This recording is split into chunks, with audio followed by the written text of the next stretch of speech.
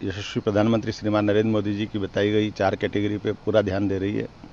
खास करके युवाओं के लिए रोजगार के अवसर मध्य प्रदेश में तलाशने के लिए और गरीबों का भला करने के लिए महिला, किसान, सभी प्रकार के उद्योग लोग, उद्यमी लोग लगाए, लोगों को रोजगार मिले, प्रदेश को कर मिले, जीएसटी बढ़े और विकास के सभी आयाम चालू हो।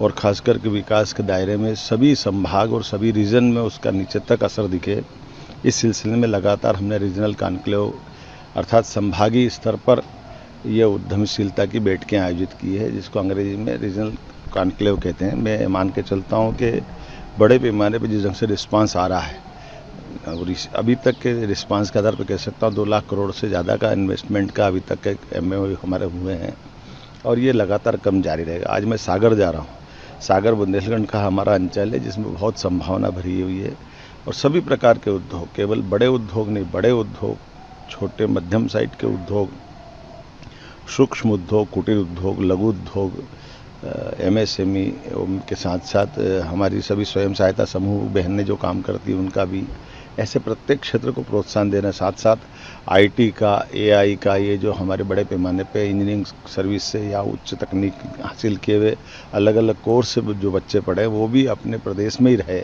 उनकी क्षमता का उपयोग भी हो, ये सरकार ध्यान दे रही है। और मुझे संतोष है कि लगातार ऐसे कई सारे घराने हमारे बीच आ रहे हैं जो इस व्यवसाय में लंबे समय से लगे हैं।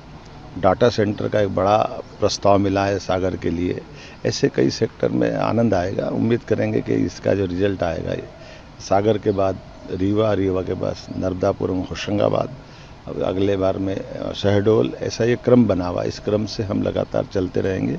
इसके बाद जिला स्तर पे भी इसी प्रकार से ध्यान देंगे।